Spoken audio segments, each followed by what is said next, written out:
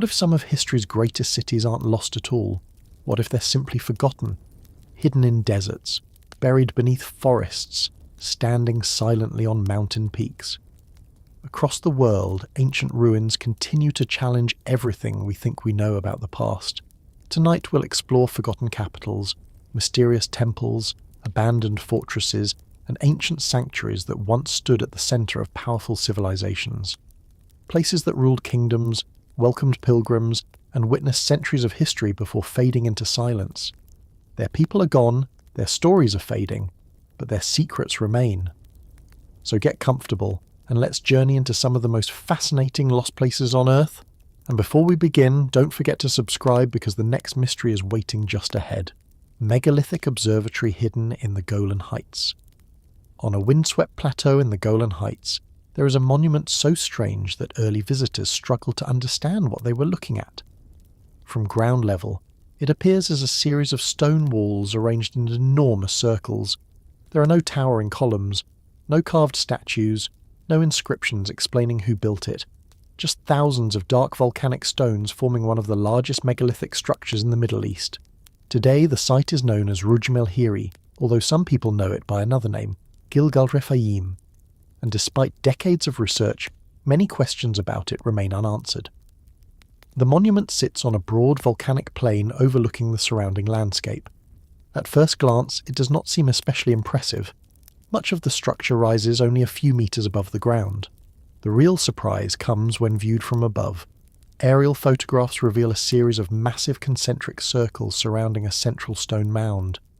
The rings stretch outward in a pattern so large that its full shape is difficult to recognize from the ground. The builders moved an astonishing amount of stone.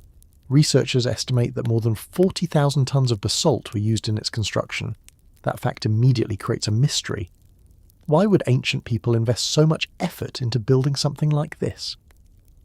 Archaeologists believe the monument was constructed roughly 5,000 years ago, making it older than many famous historical sites in the region.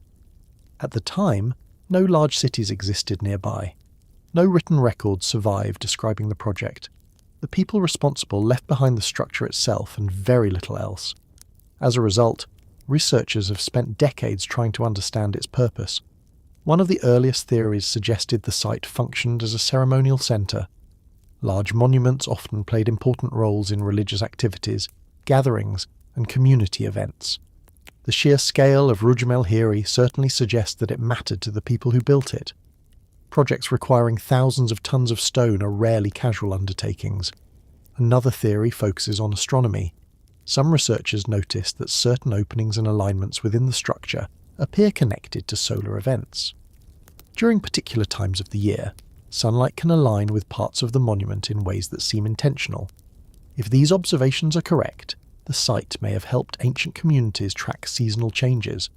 For people dependent on farming and herding, understanding the seasons was extremely important. Knowing when to plant crops, move animals, or prepare for changing weather could make a significant difference. Monuments connected to astronomy appear throughout the ancient world. Stonehenge is perhaps the most famous example. Rujm el-Hiri may have served a similar purpose, although the evidence remains debated. Not every archaeologist agrees with the astronomical interpretation. That disagreement reflects one of the site's biggest challenges. The monument reveals very little about itself. Unlike ancient temples covered with inscriptions, Rujm el-Hiri offers no written explanation. Every theory must be built from physical evidence alone. The central stone mound creates another layer of mystery. Researchers discovered that it was added after the outer circles had already been built. The mound contained a burial chamber, leading some archaeologists to suggest that the site eventually became associated with elite burials. If that interpretation is correct, the monument may have served different purposes during different periods of its history, first a ceremonial or astronomical centre, later a burial site. Ancient monuments often evolve in that way. New generations inherit older structures and adapt them to their own needs. The landscape surrounding the monument may also provide clues. 5,000 years ago, the region looked somewhat different than it does today. Communities lived across the area, raising animals and taking advantage of local resources. The monument would have stood prominently within that environment. Anyone approaching the site would have immediately recognized that it was important. Its size alone guaranteed attention. Modern visitors often experience a similar reaction. Photographs rarely capture the true scale of the structure. Walking among the stone rings gives a better sense of the labour involved. Every wall had to be built by hand. Every stone had to be transported and positioned. The effort required was enormous. Yet despite all that work, the builders left almost no explanation behind. That absence has encouraged more dramatic theories over the years. Some writers have connected the monument to ancient giants mentioned in local legends. Others have suggested lost civilizations or forgotten technologies. These ideas attract attention, but archaeologists generally see no evidence supporting them. The real mystery is already fascinating enough. A massive stone complex built thousands of years ago by people whose names have been lost to history. A monument requiring remarkable organisation and effort, and a purpose that remains uncertain even after decades of study. New technology continues helping researchers investigate the site. Satellite imagery, aerial surveys, and modern mapping techniques have revealed details that earlier generations could not easily observe.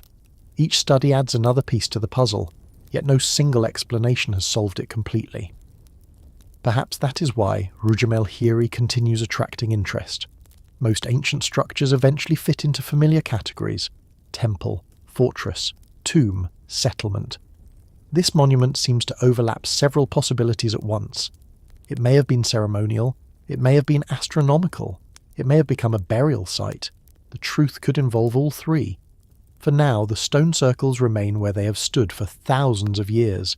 Empires have risen and fallen around them, kingdoms have appeared and disappeared, entire civilizations have come and gone, yet the monument survives, silent, unexplained, and still dominating the volcanic landscape of the Golan Heights.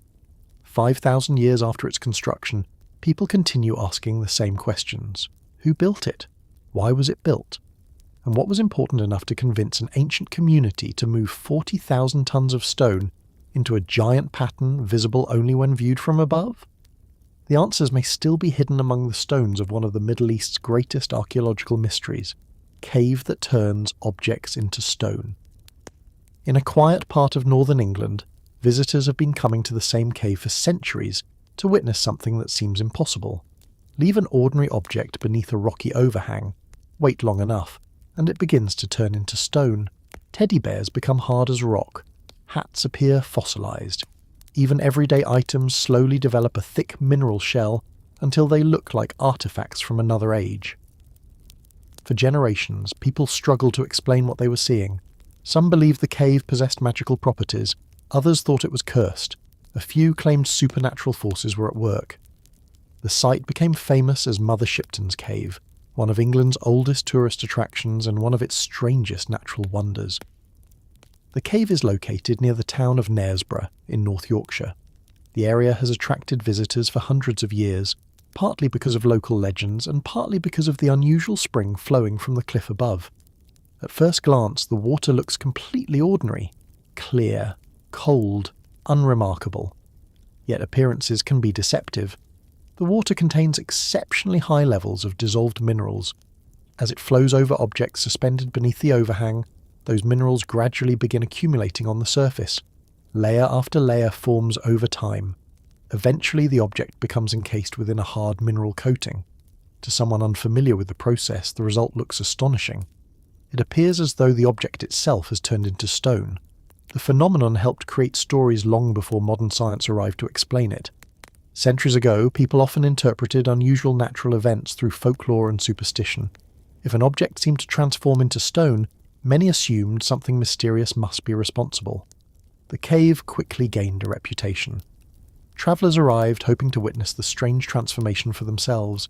The site became even more famous because of its connection to a legendary figure known as Mother Shipton. According to local tradition, Mother Shipton was a prophetess who supposedly lived during the 16th century. Stories claimed she predicted major events long before they happened. Over time, her legend grew. Books were written. Predictions were attributed to her. The cave became linked with her name. Whether many of those stories were true is another matter entirely. Historians generally believe later writers exaggerated or invented large portions of the legend. Yet the connection endured. Today many visitors come as much for the folklore as for the geology. The scientific explanation behind the petrifying well is actually quite fascinating. Rainwater passes through layers of limestone underground. During that journey, it absorbs minerals, particularly calcium carbonate. When the water emerges into open air, some of those minerals begin depositing onto surfaces. The process is similar to how stalactites and stalagmites form inside caves. The difference is speed. At Mother Shipton's cave, mineral-rich water flows continuously over exposed objects, allowing visible changes to occur within relatively short periods of time. The transformation is not instant. Despite what some stories suggest, objects do not become stone overnight. The process takes months or years depending on conditions, but compared to many geological processes, it happens surprisingly quickly.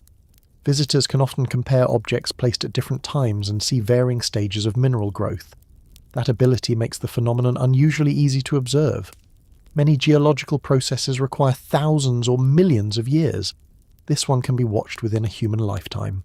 Over the years, all sorts of objects have been placed beneath the water: toys, shoes, clothing, household items.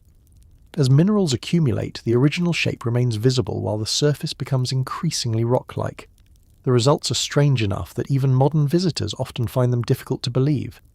The cave demonstrates an important lesson about nature. Some of the most mysterious-looking phenomena have perfectly natural explanations. That does not make them any less impressive. In fact, understanding the process often makes it more interesting. The same chemical reactions responsible for the cave have shaped landscapes throughout Earth's history. Minerals dissolved in water constantly build, erode, and transform geological features around the world. Mother Shipton's cave simply allows people to watch part of that process in action. The surrounding area contributes to the atmosphere. The cave sits within a picturesque river valley filled with trees, cliffs, and walking paths. Combined with the legends surrounding Mother Shipton, the landscape feels almost designed for folklore. It is easy to understand why generations of visitors associated the place with magic.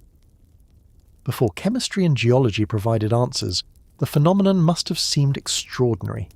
Imagine seeing a stone-covered object centuries ago without knowing anything about mineral deposits. A supernatural explanation would probably seem reasonable. Even today, photographs of the petrified objects often surprise people, encountering them for the first time. The site remains one of Britain's most unusual attractions because it combines two things people naturally enjoy: a mystery and an explanation. The mystery attracts attention. The explanation reveals how remarkable nature can be on its own. For hundreds of years, people have visited this cave searching for answers. Some arrived expecting magic. Others came looking for science. Most left impressed by both the story and the reality. Because hidden beneath a cliff in northern England is a place where water slowly covers ordinary objects in stone-like mineral layers.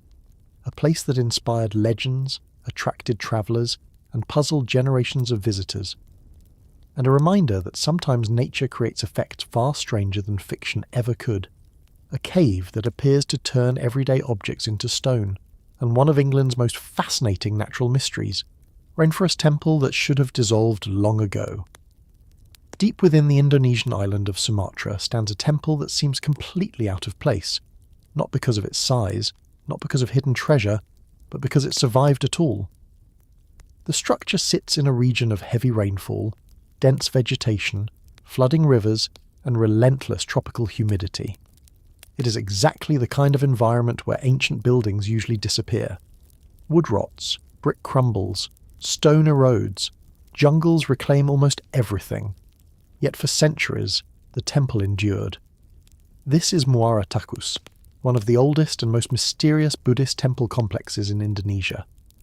And despite its age, many questions about its origins remain unanswered. The site lies in Riau province, not far from the Kampar River. Today the surrounding area is quiet, but centuries ago it occupied an important position within regional trade networks. Rivers served as highways in ancient Sumatra. People, goods, and ideas moved along waterways connecting distant communities. That made locations near major rivers extremely valuable. At some point a religious centre was established here. Exactly when remains uncertain. Most researchers believe the complex was built sometime between the 11th and 13th centuries, although parts may be older. Unlike many famous temple sites in Southeast Asia, Muara Takus left behind very few written records. As a result, archaeologists have spent decades trying to piece together its history. The complex itself is unusual. Several large structures stand within a walled area surrounded by open ground. The most famous is known as Candi Tua, or the Old Temple. Nearby stand other monuments built from brick and stone, each with slightly different designs. The architecture immediately caught the attention of researchers because it differs from many other Indonesian temple sites. Instead of volcanic stone, builders relied heavily on brick. That decision makes the site's survival even more surprising. Brick structures are vulnerable, especially in tropical environments. Heavy rain and dense vegetation constantly attack exposed surfaces. Over long periods, entire buildings can disappear, yet Muara Takus remain standing, not perfectly preserved, but recognisable. That durability has impressed archaeologists for generations. One reason may be the quality of construction. Ancient builders clearly understood their environment. The structures were carefully planned and built using techniques that helped them withstand local conditions. Even so, surviving for hundreds of years in a tropical rainforest is no small achievement. The temple's purpose appears closely connected to Buddhism. Researchers have identified architectural features commonly associated with Buddhist traditions, and the layout suggests the site functioned as an important religious centre. At the time, Buddhism had spread across large parts of Southeast Asia through trade, travel and cultural exchange. Monks moved between regions, ideas crossed oceans, religious centres emerged in places connected by commerce. Muara Takus appears to have been part of that larger world. One of the biggest mysteries involves its relationship to the Srivijaya Empire. Srivijaya was a powerful maritime kingdom that dominated important trade routes across Southeast Asia for centuries. Historical records describe its influence extending across large areas of the region. Some scholars believe Muara Takus may have been connected to this empire. If true, the site could represent one of the few surviving reminders of a civilization that once controlled major shipping networks throughout the region. The problem is that evidence remains limited. No inscription clearly explains the connection. No document provides a definitive answer. Like many archaeological mysteries, researchers are forced to work with fragments. A structure here, an artifact there, a clue hidden within architecture. Gradually a picture emerges, but some parts remain incomplete. The surrounding landscape adds to the site's mystery. Unlike temples built on mountains or beside major cities, Muara Takus sits within a region dominated by rivers and forests. Visitors often wonder why such an important religious centre was established there. The answer likely involves transportation. Centuries ago, rivers provided access to places that seem remote today. A location that appears isolated on a modern map may have been well connected in the past. Trade routes change, landscapes change, history changes, the temple remains. Archaeological excavations have uncovered additional evidence of activity around the site. Pottery fragments, building remains, and other artifacts suggest that Muara Takus was once part of a larger community, rather than a lone temple standing in isolation. People lived nearby, religious ceremonies took place here. Travellers may have stopped here while moving along regional trade routes. For a time, the complex was an active centre of life. Then, gradually, it was abandoned. Exactly why remains unclear. Political changes, economic shifts, the decline of trade networks, any combination of factors may have contributed. Whatever the cause, the site eventually fell silent. The rainforest slowly moved in. Vegetation spread across abandoned structures. Generations passed. The world changed. Yet the temple survived. That survival is part of what makes Muara Takus so fascinating. Many ancient sites are famous because of dramatic stories or spectacular discoveries. Muara Takus attracts attention because it endured, against climate, against time, against conditions that should have erased it centuries ago. Today, visitors can still walk among the surviving structures and imagine the community that once gathered there. The temples remain standing, the mysteries remain unsolved, and the rainforest continues surrounding one of Southeast Asia's most overlooked archaeological treasures. For hundreds of years, nature tried to reclaim the site, yet somehow the old brick temples endured, a forgotten religious centre hidden among the forests of Sumatra, and a monument that, by all expectations, should have disappeared long ago. Mountain monastery built above a 200-metre drop. Rising high above the forests of central Sri Lanka is a massive rock that seems almost impossible to ignore. It towers over the surrounding landscape, Its steep cliffs fall away on nearly every side, and from the top the drop is enough to make even experienced visitors step back from the edge. Today, thousands of people climb this rock every year for the view, but centuries ago people came here for a very different reason. They came seeking isolation, silence, and a place far removed from the distractions of the world below. This is Pidurangala Rock. And long before it became a popular destination, it was home to a monastery built high above a drop of more than 200 metres. The story of Pidurangala is closely connected to one of Sri Lanka's most famous landmarks. Just a short distance away stands Sigiriya, the enormous rock fortress often called the Lion Rock. Millions of visitors know Sigiriya for its royal history and dramatic appearance. What fewer people realise is that Pidurangala has a history stretching back even further. According to historical traditions, Buddhist monks were already living on and around the rock long before Sigiriya became famous. The area was valued because of its natural isolation. For monks seeking a life of meditation and study, it offered something rare: privacy. The steep terrain discouraged casual visitors. The surrounding forest created a sense of separation from the outside world, and the summit provided a quiet place where daily life felt very far away. Over time, a monastery developed on the site. Structures were built among the rocks, shelters were created for monks. Religious activity became part of the landscape. Even today, visitors climbing the rock pass through areas that still contain evidence of that long history. One of the most remarkable features is the location itself. Building anything on Pidurangala would have been difficult. Transporting materials up steep slopes required effort and planning. Creating spaces suitable for religious life demanded even more work, yet generations continued using the site. Clearly, they believed the location was worth the challenge.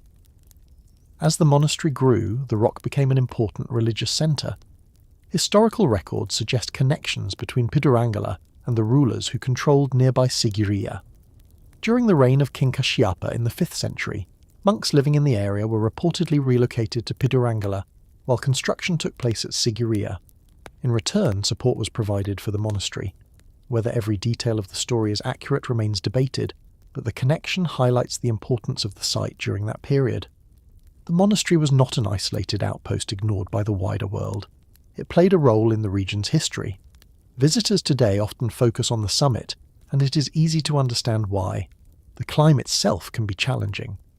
Near the top, people must navigate between large boulders before emerging onto open rock. Then the view appears. Forests stretch toward the horizon, ancient reservoirs shimmer in the distance, and directly across the landscape rises Sigiriya itself. The perspective is extraordinary. From this height, it becomes obvious why ancient communities valued the location. You can see for kilometres in every direction. The surrounding world feels small. For monks seeking contemplation, the setting must have been ideal. Yet Pidurangala contains more than scenic views. Archaeologists have identified caves, brick structures, and other remains connected to centuries of religious activity. Some caves contain evidence that they were modified specifically for monastic use. Stone drip ledges were carved above entrances to prevent rainwater from entering. This feature appears at numerous ancient Buddhist sites across Sri Lanka and serves as an important clue for researchers. It demonstrates that the caves were not random shelters. They were intentionally adapted for religious life. One of the site's most impressive features is a large reclining Buddha statue located within a sheltered area near the lower sections of the rock. Although parts have been damaged over time, the statue remains a powerful reminder of the monastery's significance. Its size suggests substantial resources were devoted to the site. People were not merely surviving here, they were creating a place of worship. Like many ancient locations, Pidurangala experienced periods of decline. Political changes altered the region. Kingdoms rose and fell. Trade routes shifted. The monastery's importance fluctuated over time, yet the rock itself remained, waiting above the forests much as it had for centuries. Modern archaeology has helped reveal more of its history, but many questions remain unanswered. How many monks lived here during its peak? What did daily life look like on the summit? How extensive were the original monastic structures? Researchers continue searching for answers. The site still has stories left to tell. Perhaps that is what makes Pidurangala so fascinating. It combines natural drama with human history. The landscape alone is remarkable, The archaeology adds another layer entirely. Together they create a place that feels both ancient and timeless. A monastery built in a location few people would choose, a religious community established high above the forest, and a rock that has watched over Sri Lanka for more than 1,000 years. Today, visitors climb Pidurangala for the views. But those views are only part of the story. Long before tourists arrived, monks stood on the same summit looking across the same landscape, listening to the wind, watching the forest below, and living on a mountain monastery perched above a drop of more than 200 metres, a place where the edge of the cliff marked the boundary between the ordinary world and something far quieter, and where history still lingers among the stones, Pacific megaliths that survived super typhoons. Across the western Pacific Ocean lies a chain of islands that has endured some of the most powerful storms on Earth. Every year, typhoons sweep across the region with destructive winds capable of uprooting trees, damaging buildings, and reshaping entire coastlines. Yet scattered throughout these islands stand ancient stone structures that have survived for centuries. Some remain standing today exactly where their builders placed them long before modern engineering existed. These are the latte stones of the Mariana Islands, and they are among the most remarkable megalithic monuments in the Pacific. At first glance, a latte stone looks surprisingly simple. Each consists of two parts. A massive stone pillar forms the base. Balanced on top is a rounded capstone. Together they create a shape unlike any other megalithic structure in the world. Some stand several meters tall. Others weigh many tons. When arranged in rows, they create the foundation of what were once large traditional buildings. For generations, these monuments have become symbols of the Chamorro people, the indigenous inhabitants of the Mariana Islands. The mystery begins with their construction. The Mariana Islands are located thousands of kilometers from major continental landmasses. Ancient builders had no metal machinery, no cranes, and no modern transportation systems. Yet they managed to quarry enormous blocks of stone, move them across difficult terrain, and place them into precise positions. Even today, archaeologists continue studying how the process was accomplished. The most famous quarry site is located on the island of Rota. Here, unfinished latte stones remain exactly where ancient workers left them centuries ago. Some are partially carved from limestone bedrock. Others appear abandoned during different stages of construction. The site provides a rare glimpse into how the monuments were created. It is almost like walking through an ancient workshop frozen in time. Researchers believe the quarry workers used stone tools to shape the limestone. The process would have required enormous effort. Every surface had to be carved manually. Every pillar had to be separated from solid rock. Every capstone had to be shaped and prepared for transport. The amount of labour involved is difficult to imagine, yet generation after generation continued producing them. Clearly, these structures held great importance. Archaeologists generally agree that latte stones served as foundations for houses and important community buildings. Wooden structures were built above the stone supports, elevating them above the ground. This design offered several advantages. It improved airflow, it reduced moisture damage, and it helped protect buildings from insects and flooding. In a tropical environment, those benefits were significant. The system was both practical and impressive. But practical function alone does not explain their cultural importance. The largest latte stones required extraordinary effort to create. Communities do not invest that much labour unless something carries deeper meaning. Many researchers believe the structures also represented status, identity, and social organisation. The larger the stones, the greater the resources required to build them. In that sense, they may have reflected the strength and influence of the families or communities that commissioned them. One of the most remarkable aspects of the latte stones is their durability. The Mariana Islands sit directly in a region frequently struck by powerful typhoons. Modern storms in the area can produce winds exceeding 200 kilometers per hour. Over centuries, the islands have endured countless extreme weather events, yet many latte stones remain standing. The wooden buildings they supported disappeared long ago. The stone foundations endured. That survival is a testament to the skill of their builders.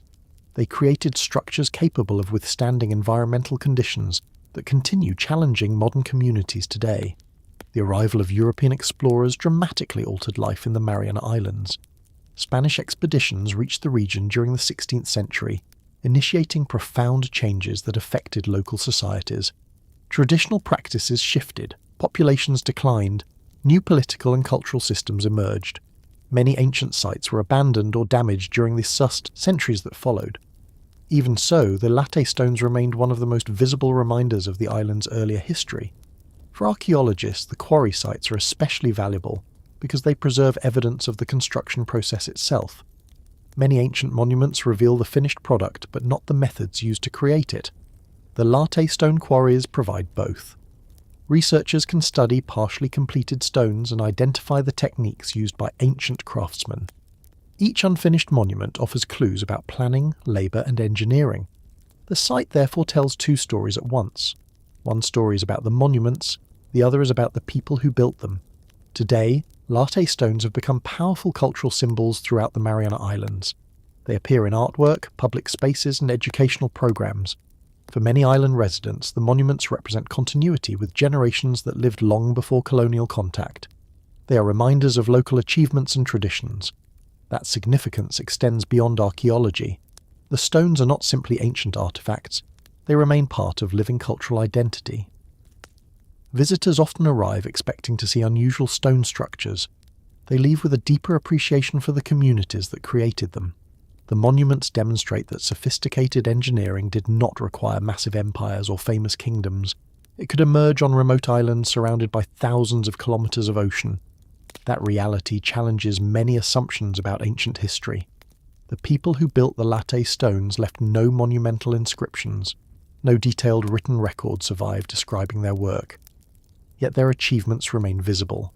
Massive stone pillars still stand across the landscape. Quarries still preserve evidence of their craftsmanship, and the structures continue surviving storms that have destroyed countless later buildings. Perhaps that is what makes the latte stone so fascinating.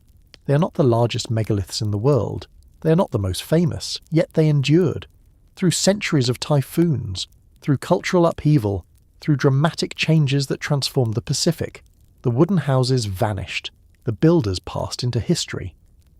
But the stones remained.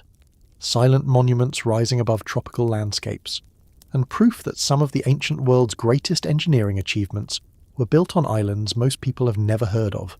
Island of stone lions facing the rising sun.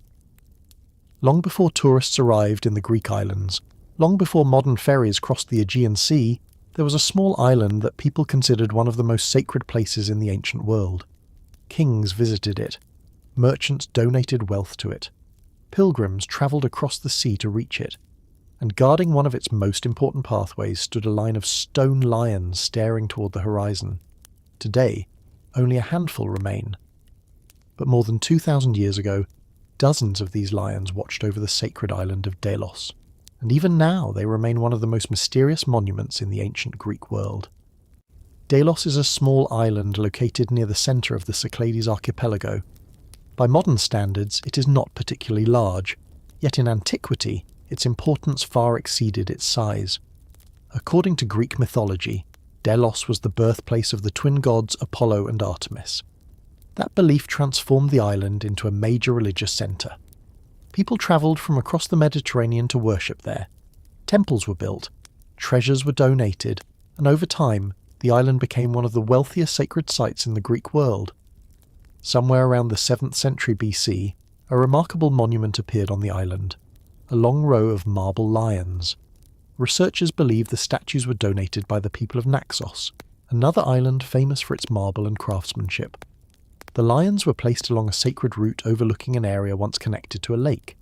Anyone approaching this part of Delos would have encountered an unforgettable sight. Dozens of stone lions standing side by side, silent, motionless, watching. The original number remains uncertain. Some estimates suggest there may have been between 12 and 16 lions. Today, only a few survive. Time, weather, and human activity have taken their toll. Yet even the remaining statues create a powerful impression. Each lion sits upright. Its body is simplified yet unmistakable. Its gaze is fixed outward. Together they create the feeling of guardians protecting something important. Naturally, archaeologists have asked the obvious question. Why lions? After all, lions did not live on Delos. In fact, lions had largely disappeared from much of Greece long before these statues were carved. Yet throughout the ancient Mediterranean, lions carried powerful symbolic meanings. They represented strength, protection, authority, power. Placing lion statues near sacred spaces was a way of announcing importance. The message was clear. This was not ordinary ground. This was sacred territory. The choice of marble made the monument even more impressive. The stone used for the lions came from quarries known for producing high-quality material. Transporting enormous marble blocks across the sea was no small task. Carving them required skilled craftsmen. The entire project represented a significant investment of resources. The people responsible clearly wanted the monument to be noticed. And it worked. More than 2,500 years later, visitors still talk about the lions. One of the most fascinating aspects of the monument is its location. Delos sits in a region where sunlight can dramatically transform the landscape. As the sun rises, light spreads across the island and illuminates the marble surfaces. Researchers believe the orientation of the lions was intentional. They appear positioned to overlook an important ceremonial area while facing the direction of the rising sun. Whether this held religious significance remains debated, but ancient cultures often paid close attention to celestial events. The movement of the sun frequently played a role in temple design and sacred architecture. The lions may have been part of that tradition. As centuries passed, Delos continued growing. The island became not only a religious centre but also a major commercial hub. Ships arrived from across the Mediterranean, traders exchanged goods, cultures mixed, wealth flowed through the harbour. For a time, Delos was one of the busiest places in the ancient world. Through all of it, the lions remained in place. They witnessed generations of pilgrims, they watched merchants unload cargo, they stood through political changes, wars and shifting empires. Then history took a different turn. The importance of Delos gradually declined. Trade routes changed, political power moved elsewhere. The once crowded island slowly emptied. Buildings fell into ruin, temples deteriorated. The sacred centre that had attracted visitors for centuries became increasingly abandoned. The lions remained, but not without damage. Weather eroded their surfaces. Some statues were broken, others disappeared entirely. By the time modern archaeology began studying the island, only part of the original monument survived. Even so, the surviving lions offered valuable clues. They revealed the artistic style of the period. They demonstrated the wealth of the communities that commissioned them, and they showed how strongly symbolism influenced sacred architecture in the ancient world. Today, the original statues are considered too valuable to leave fully exposed to the elements. Some have been moved to museums for protection, while replicas occupy certain positions on the site. The decision helps preserve the monument for future generations, yet standing among them still feels remarkable. The lions continue creating the same impression they created thousands of years ago. Silent guardians overlooking a sacred landscape. For archaeologists, the Terrace of the Lions represents more than a collection of statues. It is a reminder of Delos at its peak, a time when ships filled the harbour, when pilgrims crossed the sea to reach the island, and when marble lions watched over one of the most important religious centres in the Mediterranean. Perhaps that is what makes the monument so memorable. Not the size of the statues, not the mystery of their exact purpose, but their presence. For more than 25 centuries they have faced the horizon, watching the sunrise, watching history unfold, and continuing to guard an island that was once considered the centre of a sacred world. An island of stone lions, a forgotten sanctuary, and one of the most iconic sites of the ancient Greek world. Mountain Temple, hidden. In Java's clouds. High on the slopes of Mount Lau in central Java, there is a temple that many travellers never see. It is hidden among forests, wrapped in mountain mist, and often surrounded by clouds drifting across the hillsides. Unlike the massive temple complexes that attract millions of visitors every year, this site feels remote and mysterious. The higher you climb, the quieter the world becomes. Then, emerging from the mountainside, ancient stone terraces begin to appear. This is Sitho Temple, and despite standing for centuries, it remains one of Indonesia's most unusual archaeological sites.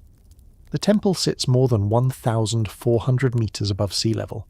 Even reaching it requires a journey through winding mountain roads, tea plantations and steep hills. The location immediately raises a question. Why build a major religious complex so high above the surrounding landscape?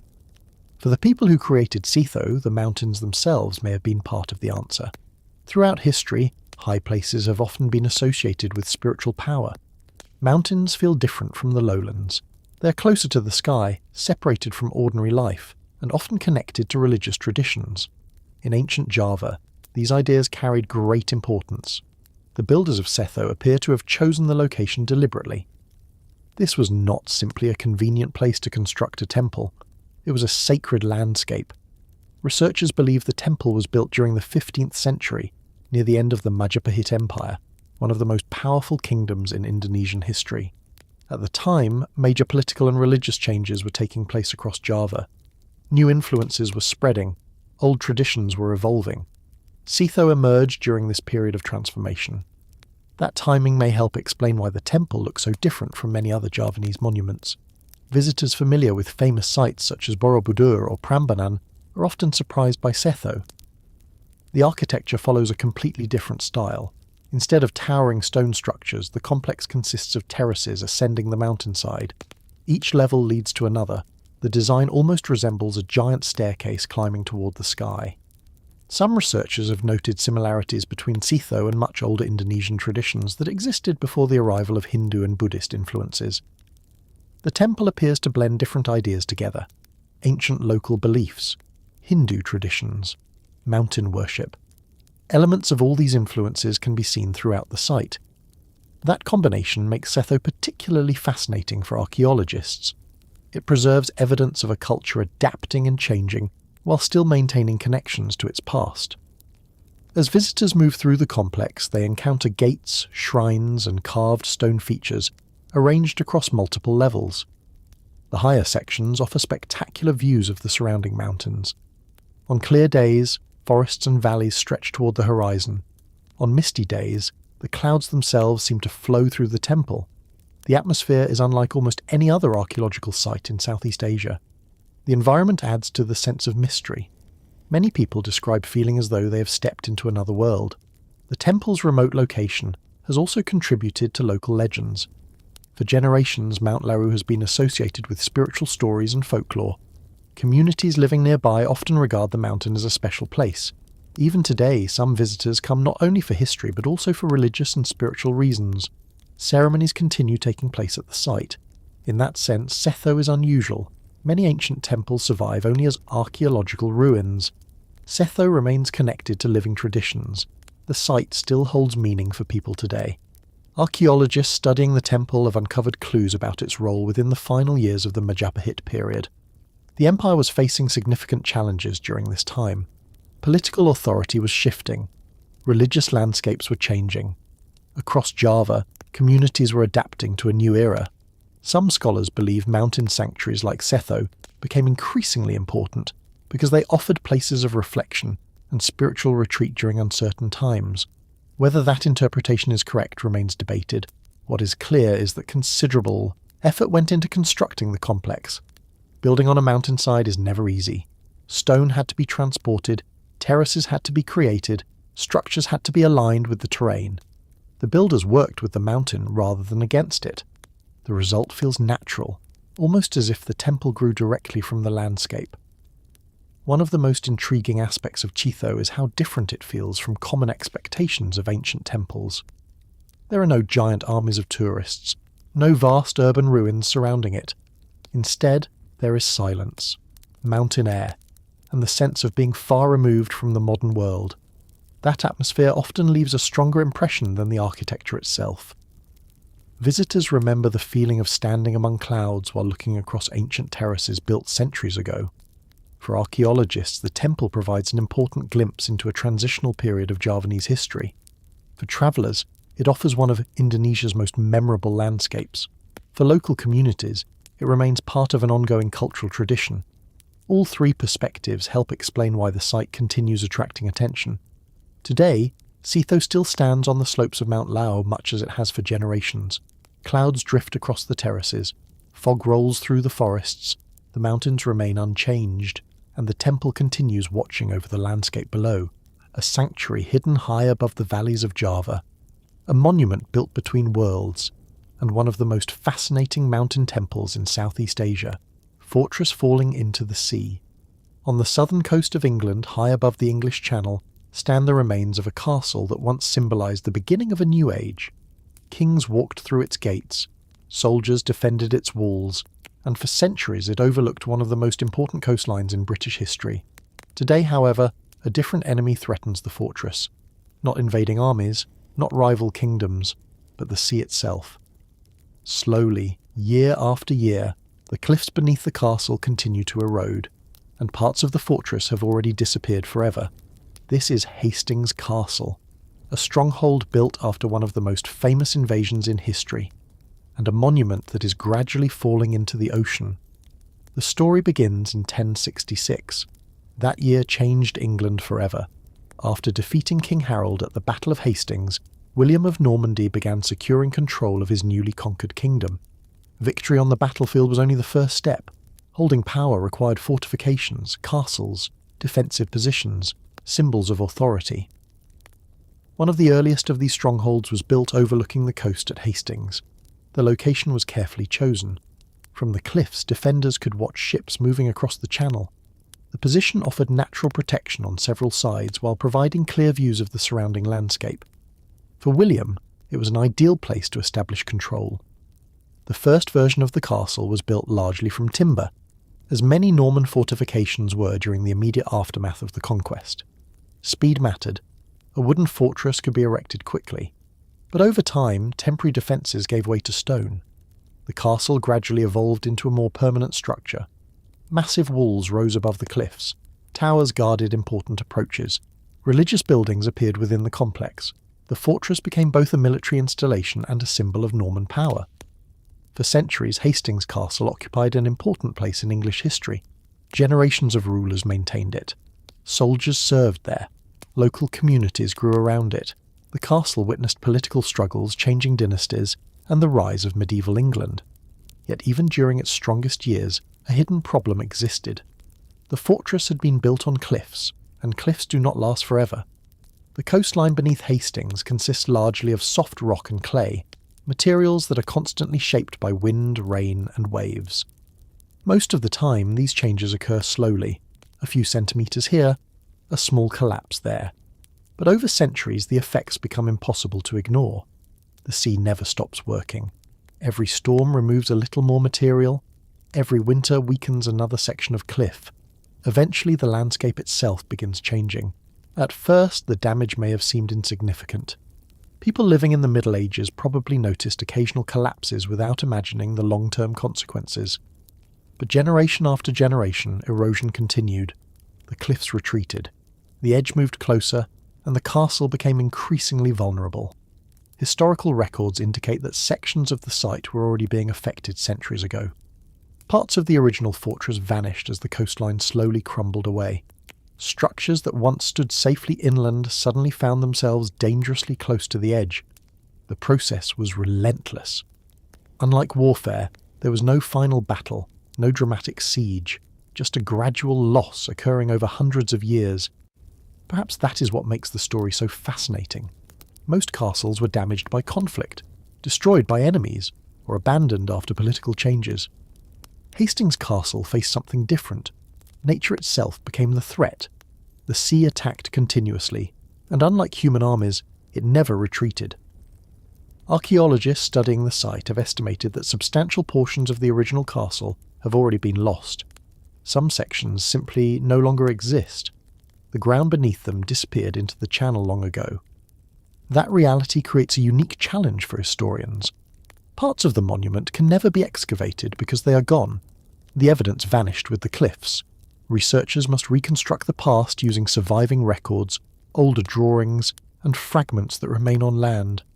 Despite these losses, much of the castle still survives. Visitors can walk among sections of stone walls that have stood for nearly 1,000 years. Ruins overlook the coastline exactly as they did centuries ago. Standing there, it is easy to understand why William's builders selected the location. The views are extraordinary. The strategic advantages remain obvious, yet the danger is equally visible. The sea stretches endlessly below. The cliffs show signs of continuing erosion, and the battle against nature is far from over. Modern engineers and conservation experts work to protect the remaining sections where possible. Various stabilization efforts have helped slow the damage. But completely stopping coastal erosion is difficult. The forces shaping the cliffs have been active for thousands of years. Human intervention can reduce the impact. It cannot eliminate it entirely. Today, Hastings Castle occupies a unique place in British history. It is remembered not only because of its connection to the Norman conquest, but also because of its struggle against the landscape itself. Few historic monuments illustrate the power of erosion so clearly. The castle reminds us that even the strongest structures are temporary. Stone walls may survive centuries, empires may rise and fall, yet nature continues working on its own timescale. Wind, rain, waves. Together they reshape entire coastlines, and sometimes they consume castles. Nearly 1,000 years after its construction, Hastings Castle still watches over the English Channel. Its walls remain, its history survives, but parts of the fortress are already gone, claimed by the sea that has been chipping away at the cliffs for generations. A castle born from conquest, a fortress that outlasted kings and kingdoms, and a monument slowly disappearing into the ocean one piece at a time. Mountain-covered. In 100,000 ancient messages, high in the mountains of Kyrgyzstan, far above the valleys below, lies a place where people have been leaving messages for thousands of years, not written on paper, not carved into monuments, but etched directly into stone. Across the slopes of a remote mountain valley, rocks are covered with images of hunters, animals, warriors, rituals and symbols created by countless generations. The number is staggering. More than 100,000 carvings have been documented. Together they form one of the largest collections of ancient rock art in Central Asia. This place is known as Saimalu Tash, and many of its messages remain unread. The site sits at an elevation of more than 3,000 meters in the Fergana range of Kyrgyzstan. Reaching it is not easy. Even today, visitors must travel through rugged mountain terrain where weather conditions can change rapidly. Snow can arrive unexpectedly, fog can roll across the valleys. For much of the year, access is difficult, yet despite the isolation, people kept returning here for thousands of years. That fact alone tells archaeologists something important. This mountain mattered. The question is why? The first thing visitors notice is the sheer number of stones. Dark rock surfaces cover the landscape, and many contain carvings made by pecking and scratching images into the surface. Some depict wild animals, others show hunting scenes.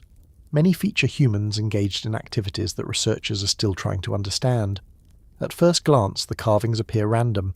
A deer on one stone, a horse on another, a hunting scene nearby. But as archaeologists began documenting the site, patterns started to emerge. The images were created over an enormous span of time. Some may be more than 3,000 years old. Others are considerably younger. Different generations added their own carvings, turning the mountainside into a record created across centuries. In a sense, Saimalu Tash became a giant stone archive. Each generation left something behind. A message, a symbol, a memory. One of the most common subjects is animals. Mountain goats appear everywhere. So do deer, horses, and various wild creatures that once inhabited the region. Their importance is not surprising. Ancient communities depended heavily on animals for survival. They provided food, clothing, transportation, and resources. The natural world played a central role in daily life. That connection is reflected throughout the carvings. Some scenes are relatively easy to understand. Hunters pursuing animals, herds moving across landscapes, people riding horses. Others are much more mysterious. Certain figures appear to wear unusual headdresses. Some images show strange circular patterns. A few seem connected to rituals or ceremonies. These carvings continue generating debate among researchers. What exactly were the artists trying to communicate? Were these historical records, religious symbols, personal expressions? The answer may be all of the above. Rock art rarely serves a single purpose. Different people create it for different reasons. One particularly fascinating aspect of Saimalu Tash is its location. The mountain valley would not have supported large permanent populations year-round. Winters can be severe. Conditions can become dangerous. Yet people repeatedly travelled here. Many archaeologists believe the area may have held special spiritual significance. Perhaps gatherings took place during certain seasons. Perhaps ceremonies occurred here. Perhaps the mountain itself was considered sacred. The evidence suggests the site was more than an ordinary stopping point. It carried meaning. The carvings themselves provide clues about how life changed over time. Early images often focus heavily on wild animals and hunting. Later carvings begin showing horses and scenes reflecting different lifestyles. As societies evolved, so did the artwork. The mountain became a record of cultural change, not through written history, through pictures. Every new carving added another page to the story. One reason Saima-Lutash remained relatively unknown for so long is its remote location. Unlike famous archaeological sites near major cities, this mountain sits far from common tourist routes. Researchers knew about it, but reaching the area required significant effort. Even documenting the carvings proved challenging. Thousands of stones had to be recorded and analysed. The scale of the task was enormous. Yet the effort revealed something extraordinary. This was not a small collection of rock art. It was one of the largest concentrations anywhere in the world. Modern technology has helped researchers study the site in greater detail. High-resolution photography, GPS mapping, and digital archives allow archaeologists to preserve images that might otherwise be lost to erosion. That work is important because the carvings face constant threats. Weather gradually damages exposed rock. Freeze-thaw cycles create cracks. Natural processes slowly erase details. The mountain preserves history, but it cannot protect it forever.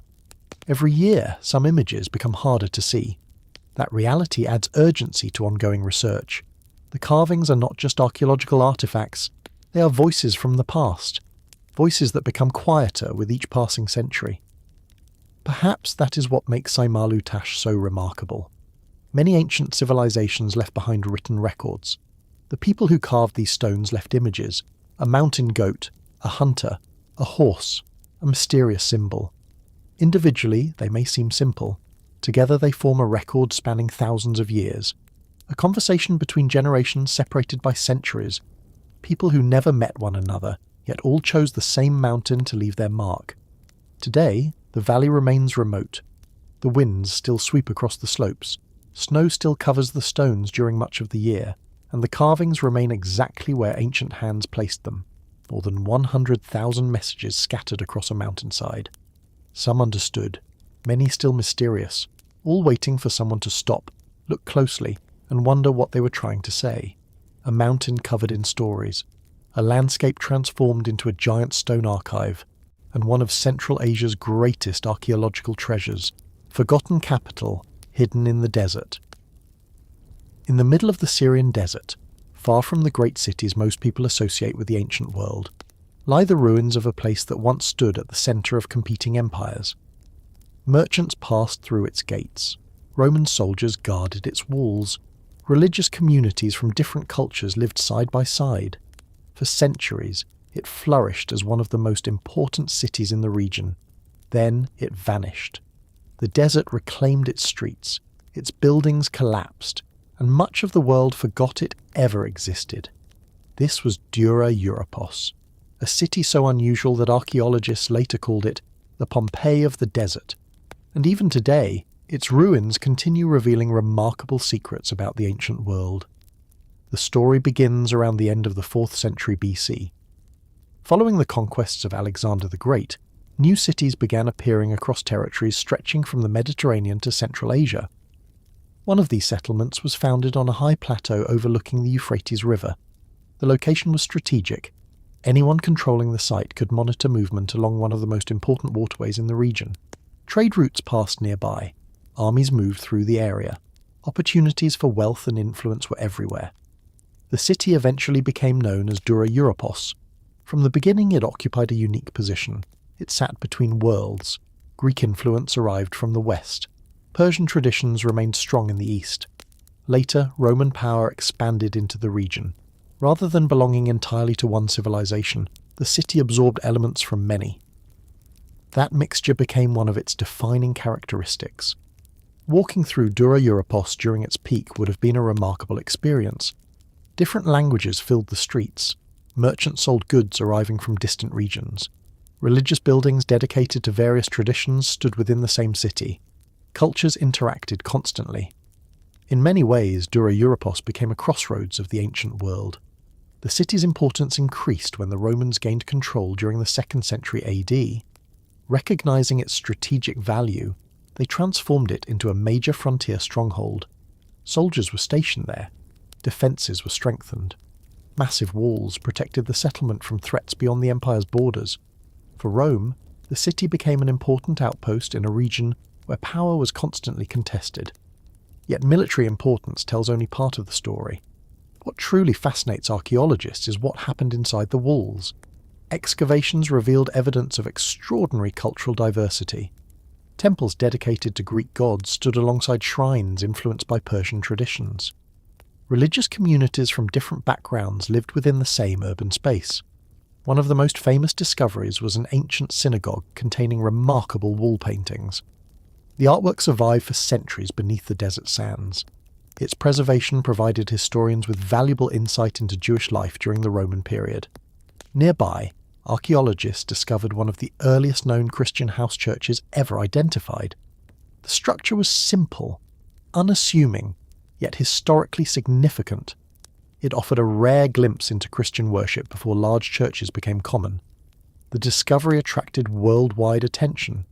Suddenly, this forgotten desert city was providing evidence connected to some of history's most important religious traditions.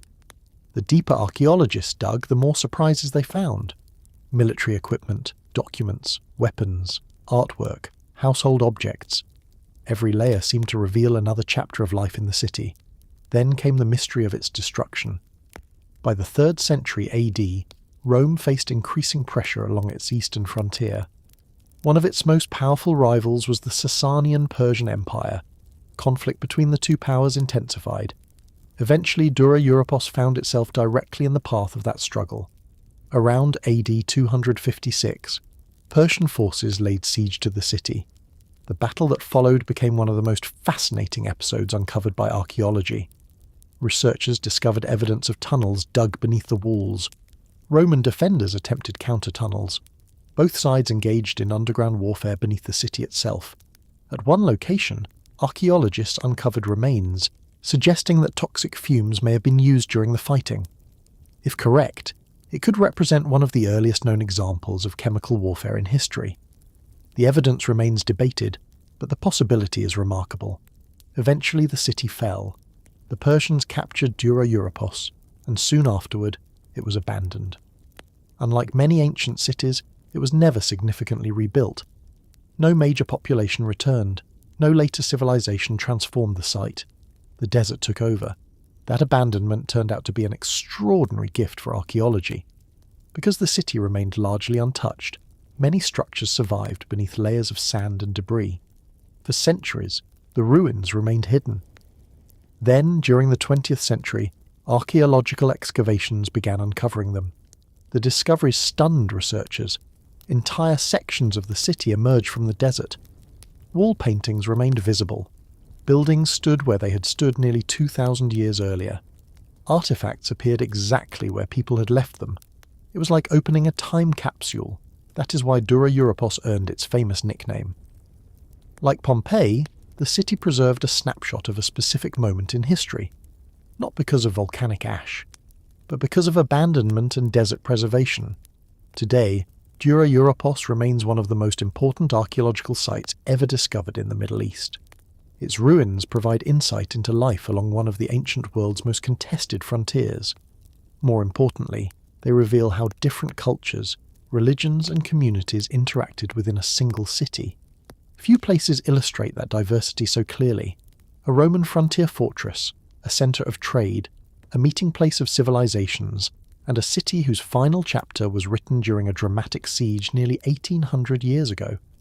For centuries the desert hid its streets from the world, yet beneath the sand the city waited, preserving its secrets, preserving its history, and preserving one of the most fascinating snapshots of life in the ancient world.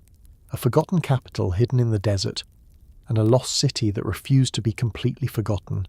Lost citadel built on a volcanic mountain. High above the plains of central Java, hidden among hills and forests, stand the remains of a place that still puzzles archaeologists today. It has gates, stone walls, artificial terraces, pools, courtyards, and evidence of royal activity stretching back more than 1,000 years. At first glance, it looks like the ruins of a fortress, but the more researchers study the site, the less certain they become. Was it a palace, a monastery, a ceremonial centre, a military stronghold, or perhaps all of them at different times? This mysterious place is known as Ratu Boko, and unlike many famous Indonesian archaeological sites, its greatest mystery is not how it was built, but what it was actually used for. The ruins sit on a plateau roughly 200 metres above the surrounding landscape, not far from the famous temples of Prambanan. From the highest points, visitors can see forests, villages, farmland, and distant volcanoes stretching across the horizon. The location immediately feels strategic. Anyone living here would have enjoyed a commanding view of the region below. That alone raises questions. Ancient builders rarely selected elevated locations by accident. High ground offered advantages, it provided visibility, security, and often religious significance. Ratu Boko appears to combine all three.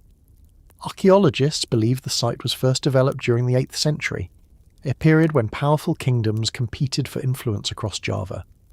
This was an age of monumental construction. Temples rose from the landscape. Trade expanded. Royal dynasties accumulated wealth and power. The region surrounding Ratu Boko was becoming one of Southeast Asia's most important cultural centres. Yet, unlike nearby temples, Ratu Boko does not look primarily religious. That difference has fascinated researchers for decades. The first thing visitors notice is the main entrance. Massive stone gateways rise from the hillside, creating one of the most impressive approaches in Indonesian archaeology. Walking through them feels like entering another world. The gateways are carefully aligned and constructed with remarkable precision. Whoever built them wanted to create an impression. Even today they succeed. Beyond the entrance lie foundations, terraces, walls, and open spaces spread across a large area. Unlike a temple complex centered around a single monument, the site appears more like a collection of interconnected structures. This layout has encouraged numerous interpretations. One theory suggests Ratu Boko served as a royal palace. The extensive grounds could have accommodated elite residences, administrative buildings, and ceremonial areas. Historical inscriptions found nearby support the idea that important rulers were connected to the site. If this interpretation is correct, the plateau may once have been home to members of Java's ruling class. Another possibility is that the complex functioned as a fortified retreat. The elevated position would have been easy to defend. Steep slopes protected much of the plateau naturally. Stone walls added additional security. During periods of political instability, such advantages could prove invaluable. Some researchers therefore view Ratu Boko as a type of royal stronghold. Yet the story becomes even more complicated. Evidence of religious activity has also been discovered. Archaeologists have identified structures linked to both Buddhist and Hindu traditions. This suggests the site may have served spiritual purposes alongside political ones. Ancient societies often did not separate religion and government in the way modern societies do. Royal authority and sacred authority frequently overlapped. Ratu Boko may reflect that reality. One of the most intriguing features is a series of pools carved into the stone. Their exact purpose remains uncertain. Some researchers believe they were ceremonial bathing areas used by elites. Others suggest ritual functions connected to religious practices.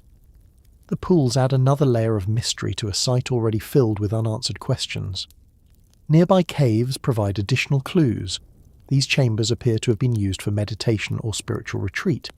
Their existence suggests that at least part of the complex served religious purposes, yet they do not fully explain the larger site. The palace theory remains plausible, so does the fortress theory. The evidence points in multiple directions. Perhaps the most likely answer is that Ratu Boko changed over time. Many ancient sites did. A place established for one purpose might later acquire another. Generations modify structures. Rulers reshape landscapes.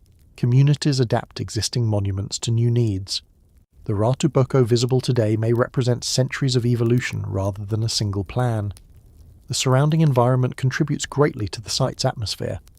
Several volcanoes dominate the region, including Mount Merapi, one of Indonesia's most active volcanoes. For ancient communities, volcanic mountains were often viewed with a mixture of respect and fear. They shaped agriculture, influenced religious beliefs, and dominated the landscape both physically and spiritually. Building a major complex in such a setting was almost certainly intentional. The mountain world mattered. It carried meaning.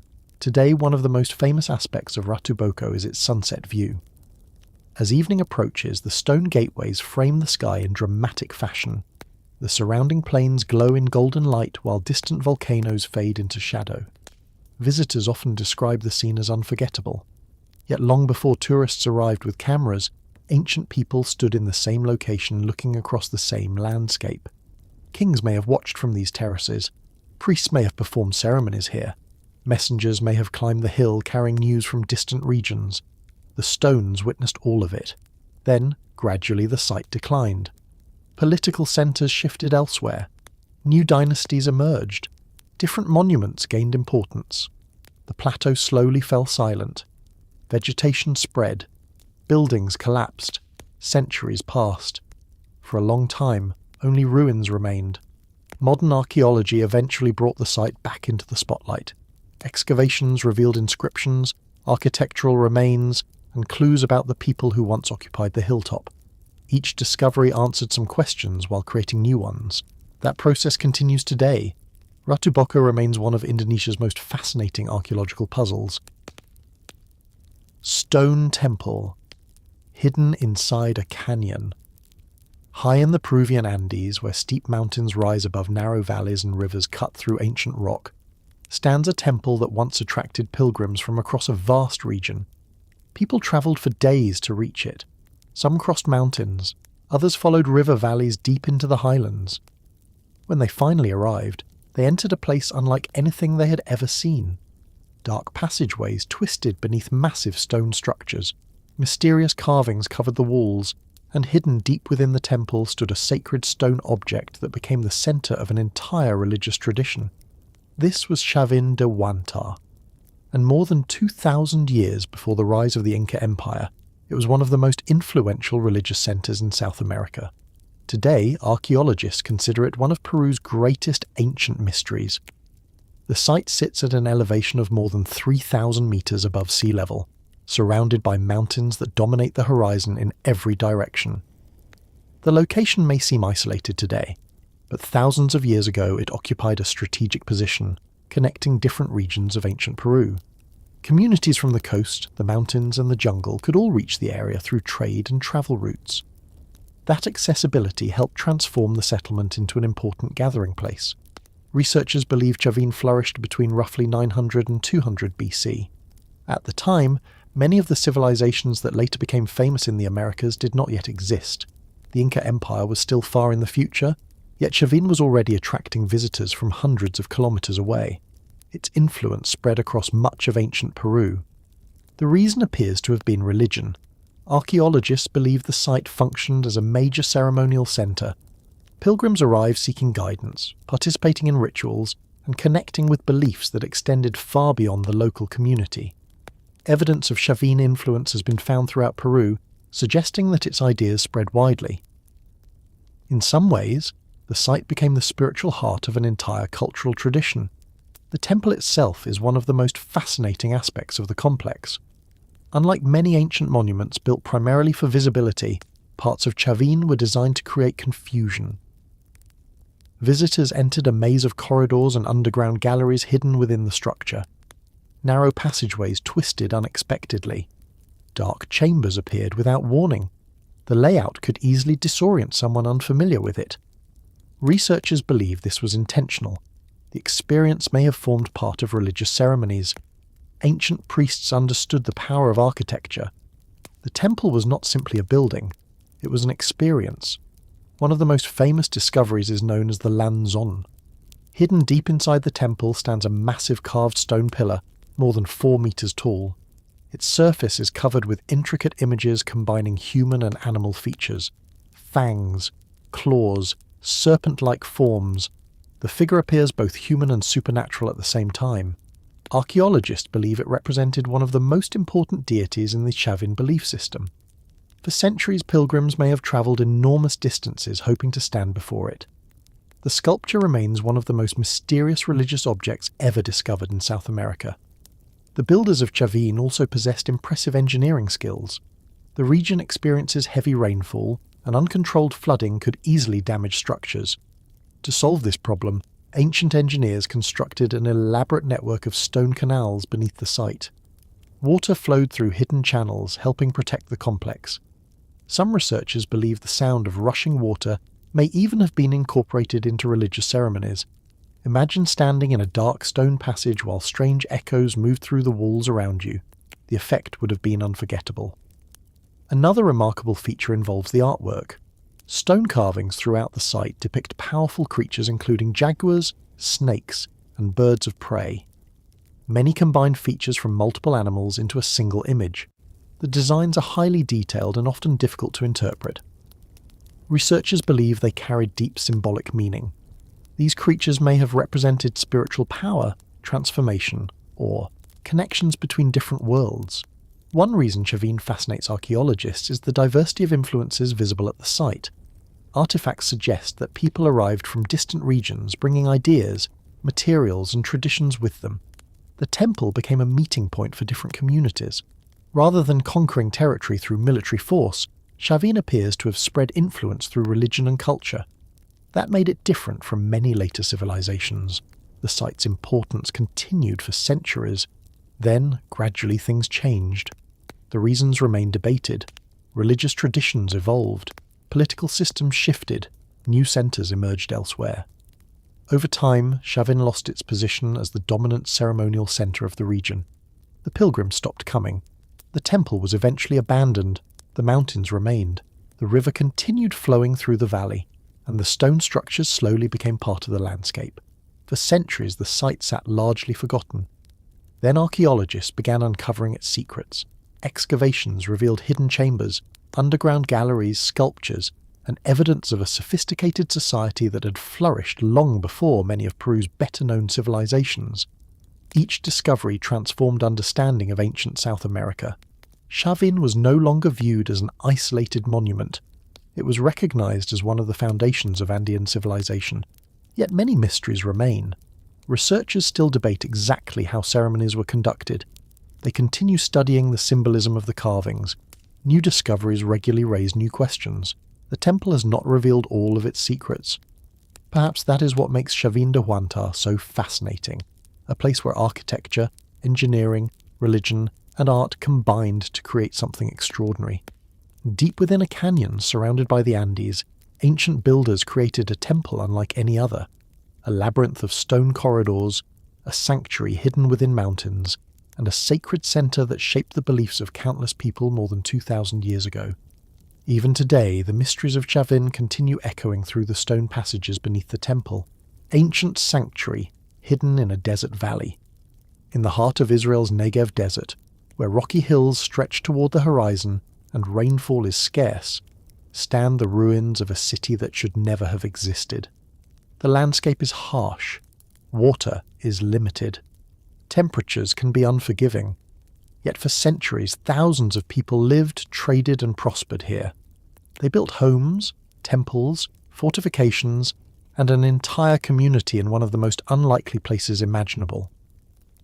This was Avdat, a desert city that became a vital stop along ancient trade routes and one of the most remarkable settlements ever built in the Middle East. Today, its ruins overlook a quiet valley. But 2,000 years ago, the site stood at the center of a network that connected distant worlds. The story begins with the Nabateans, one of the most successful trading peoples of the ancient world. Most people know them because of Petra, the famous city carved into stone in modern-day Jordan. Yet Petra was only one part of a much larger system. The Nabateans controlled trade routes stretching across deserts and linking Arabia with the Mediterranean. Caravans carrying valuable goods travelled enormous distances. Incense, spices, perfumes, luxury products, all moved through routes crossing some of the most difficult terrain on Earth. Along those routes, travellers needed places to stop, places to rest, places to resupply, places where trade could continue safely. Avdat became one of those places. Founded along a major caravan route, the settlement gradually grew into an important desert centre. Its location appears surprising at first. Why build a city here? The answer was commerce. Trade created opportunity. Every caravan passing through brought goods, wealth, and connections to distant regions. Over time, the settlement expanded. Merchants arrived, buildings multiplied, the city prospered. What makes Avdat especially impressive is the way its inhabitants adapted to the desert environment. Water was the key to survival. Without it, nothing else mattered. The Nabateans developed sophisticated systems to collect and store precious rainfall. Channels directed water from surrounding hills. Reservoirs captured seasonal runoff. Cisterns stored supplies for dry periods. Every drop counted. The success of these systems allowed life to flourish, where many would have considered settlement impossible. Modern archaeologists continue studying these engineering techniques because they demonstrate an extraordinary understanding of desert survival.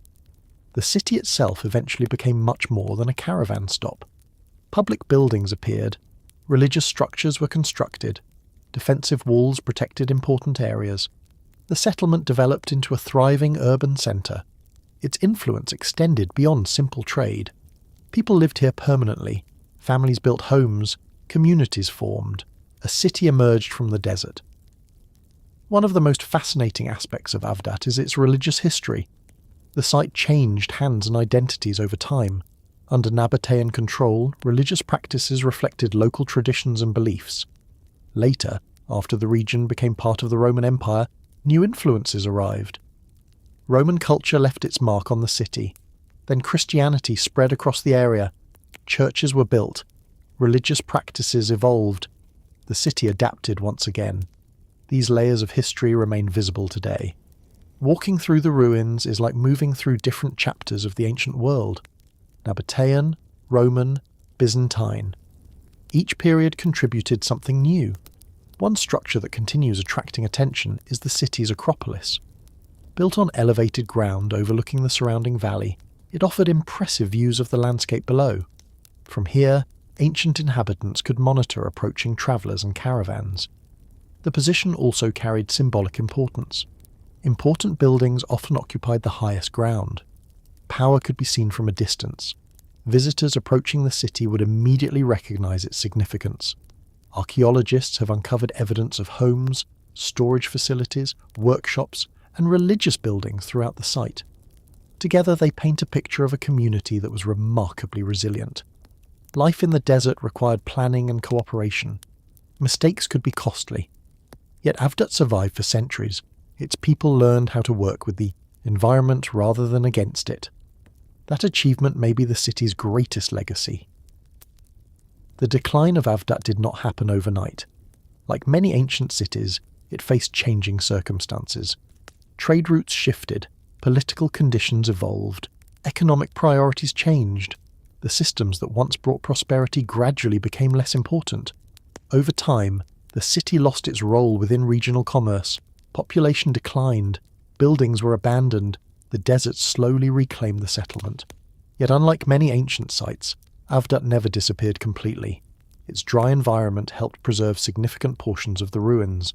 Walls survived, foundations remained visible, architectural details endured. When archaeologists eventually began studying the site, they discovered a remarkably well-preserved record of desert life.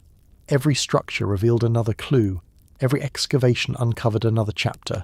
Today, visitors often arrive expecting little more than ancient ruins in a remote landscape. They leave with a different perspective. The city demonstrates that harsh environments do not necessarily prevent human achievement. With knowledge, determination, and ingenuity, communities can thrive in places that seem impossible. That lesson resonates just as strongly now as it did 2,000 years ago. Perhaps that is what makes Avdat so fascinating. It was not built beside a great river. It was not surrounded by fertile farmland. It existed because people understood how to survive where others could not. A city born from trade, a sanctuary hidden in the desert, and a monument to human adaptability. For centuries, caravans crossed the Negev carrying goods between distant civilizations. Many stopped at Avdat. Many found shelter there. And for generations the city stood as proof that even the most unforgiving landscapes can become home to something extraordinary. Today, only ruins remain. But among the hills and valleys of the desert, the story of Avdat continues. A forgotten sanctuary, a lost trading city, and one of the greatest achievements ever built in the wilderness of the ancient world. lost capital of a civilization nobody remembers. Long before the rise of many famous kingdoms, deep within the dry plains of northern Sri Lanka, a city emerged that would become one of the greatest capitals in the ancient world. Its rulers built enormous reservoirs visible from miles away. Its monks created vast religious complexes. Its population grew into the hundreds of thousands, and for more than 1,000 years, it stood at the centre of a powerful civilization. Yet outside South Asia, surprisingly few people know its name. Today, its ruins stretch across forests, villages, and open fields. Broken walls emerge from the landscape, ancient roads disappear into the trees, and massive monuments still dominate the horizon. This was Anuradhapura, a city so important that it shaped the history of an entire island, and a civilization that much of the world has largely forgotten. The origins of Anuradhapura reach deep into antiquity. Archaeological evidence suggests people were living in the area long before the city became a royal capital. The location offered several advantages. The surrounding plains provided space for agriculture. Trade routes connected the region with other parts of the island, and perhaps most importantly, ancient engineers discovered ways to manage water.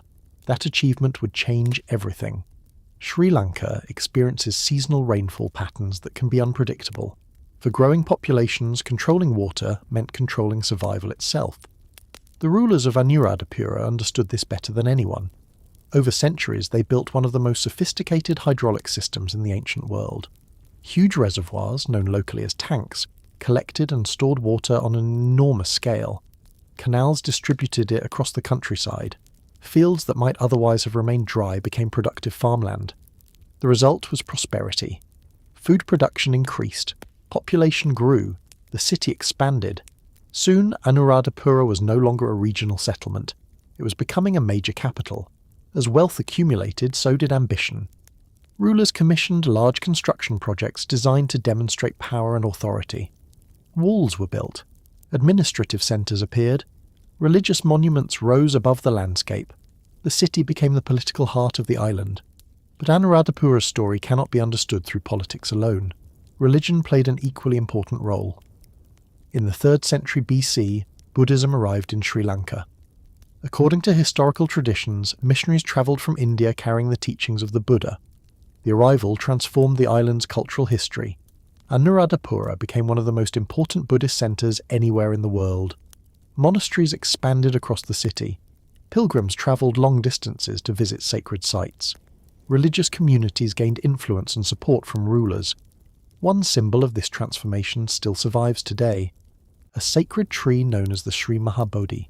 Tradition holds that it grew from a cutting taken from the tree under which the Buddha attained enlightenment.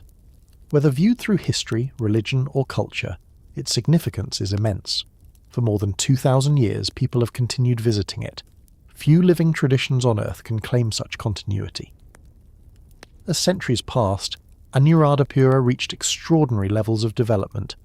Ancient records describe a vast urban centre filled with temples, monasteries, gardens, reservoirs, and public spaces. Its scale impressed visitors, its wealth attracted attention, and its rulers commanded considerable influence. Some of the city's monuments remain astonishing even today. The giant stupas built during this period rank among the largest brick structures ever constructed. The Jetavanara Maya, for example, was once one of the tallest structures on Earth.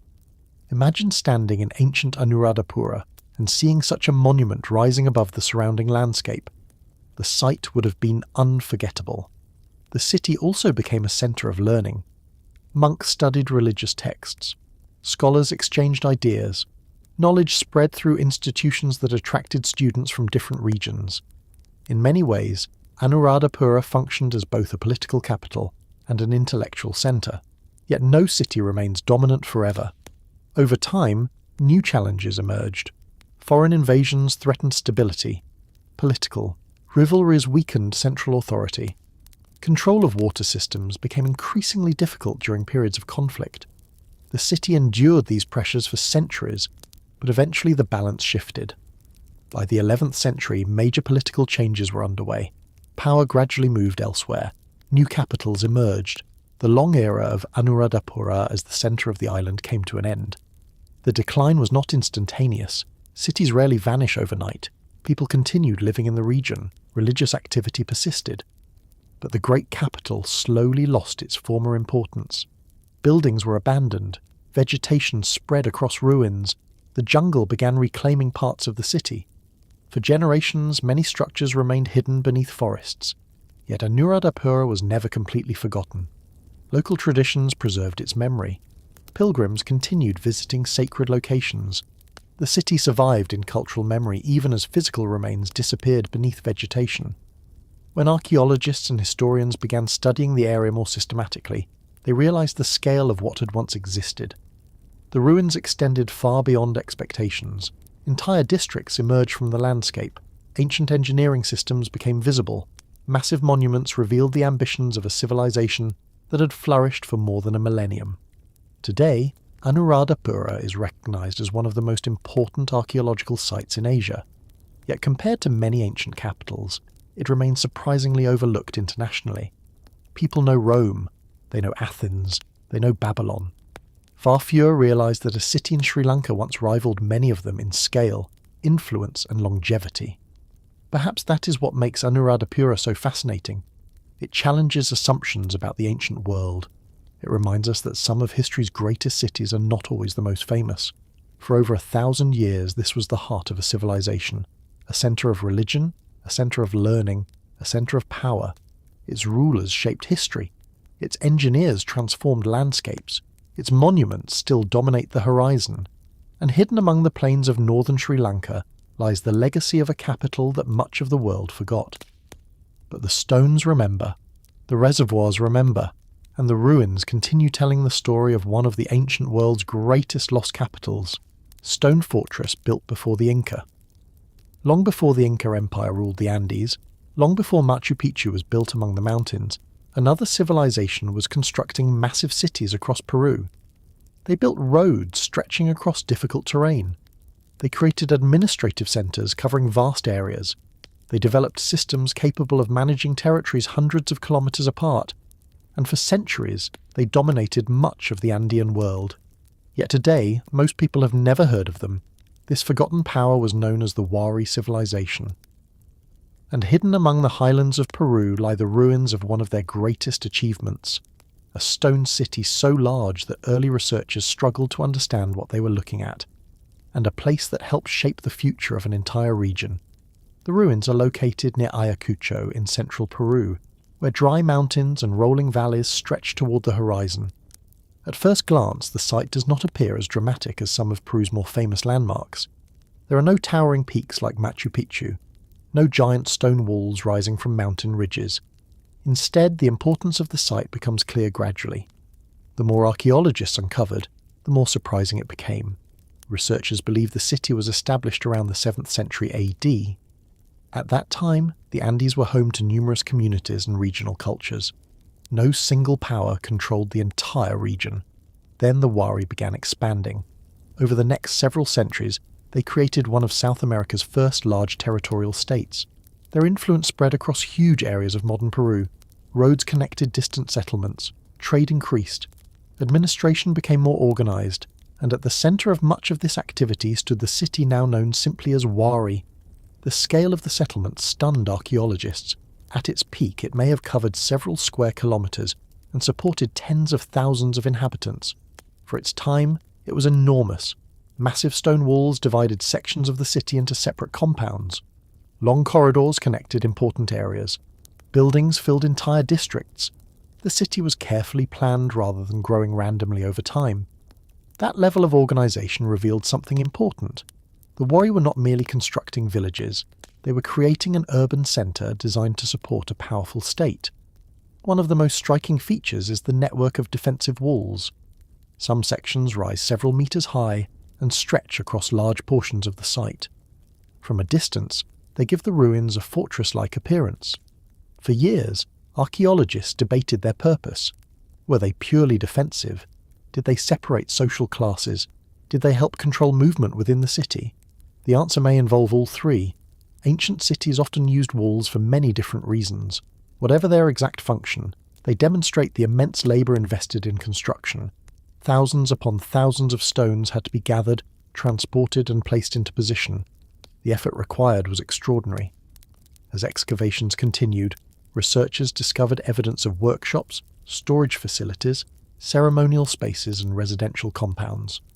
The city appears to have served multiple roles at once. It was a political centre, an economic centre, a religious centre, and possibly a military centre as well. In many ways, it functioned as the heart of the Wari world. One mystery that fascinates archaeologists involves how the civilization maintained control over such a large territory. The Andes are challenging. Mountains separate communities. Travel can be difficult. Communication takes time. Yet the Wari managed to coordinate activity across vast distances. Part of the answer appears to involve infrastructure. The civilization constructed road networks connecting important settlements. Centuries later, the Inca would build their own famous road system. Some researchers believe the Inca inherited ideas and routes originally developed by earlier cultures such as the Wari. If true, the influence of the civilization extended far beyond its own lifetime. The Wari may have helped establish foundations that later empires expanded. The city also reveals remarkable engineering skills. Water management was critical in the Andean environment. People needed reliable supplies for drinking, agriculture, and daily life.